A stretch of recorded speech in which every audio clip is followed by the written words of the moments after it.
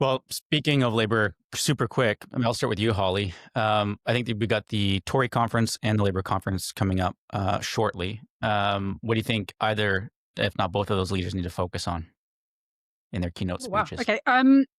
Well, I guess Keir Starmer needs to focus on politically surviving it and getting out the other end with nothing going Right. hideously, awfully wrong. Sideways.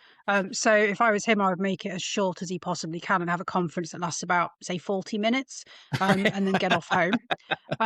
And Kemi, crikey, what will be really interesting is who actually goes to the Conservative conference, because I've spoken to loads of colleagues and former colleagues who just aren't going to go.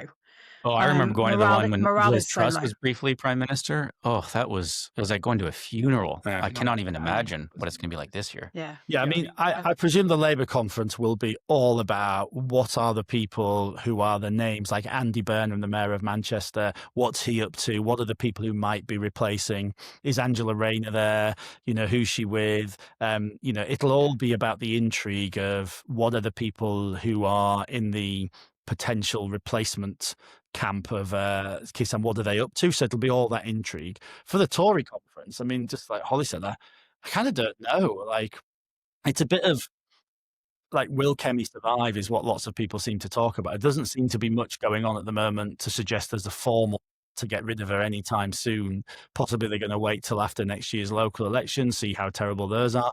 But I think for Then that's exactly the Conservatives, same as what we're hearing out the Labour Party, because I've heard yeah, that multiple times over the last week to 10 days. yeah. Let's see what happens in May, various elections that are taking place. It feels like it's similar for both of them. Yeah, and actually, if you're like, if you are a Labour or a Conservative MP, probably you think actually next May things are not, even if you change leader now, things are not going to improve drastically. So next May we have Scottish parliamentary elections, Welsh Senate elections, and a lot of English local elections. Reform in one poll for Wales this week were actually leading in Wales now and likely to be the biggest party. Things can change, of course, against Plaid Cymru, the Welsh Nationalist Party. But you probably actually just be kind of, let's just let them wear the bad results next year. Maybe if you're going to replace, you replace after that, and they take all that with them. But I'd had thought that some in the Tory parliamentary party might move against Kemi now because the Tory party loves to have a leadership contest.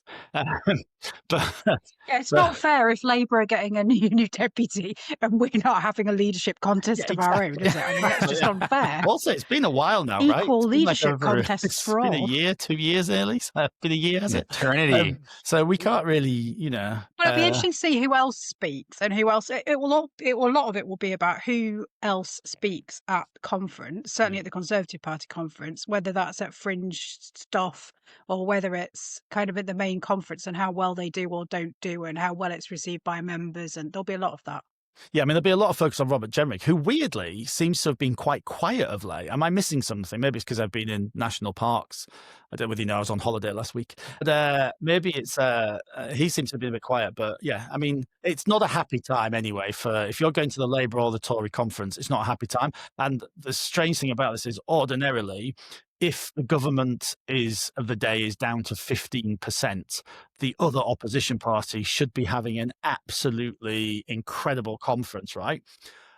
But instead, they're also languishing in the late teens, in polling, or low 20s. So it sucks to be Labour or a Conservative at the moment, which is probably why the Lib Dems Depends how you want to name the opposition party. Who you want to say that is at the minute? Because if you want to say it's opposition in regards to polling, they did have a pretty good conference. Yeah. Oh, they did. But the official opposition, ordinarily, the party with the second most seats in Parliament, should be overjoyed at this moment if the government of the day is down to 20% or less in some polls.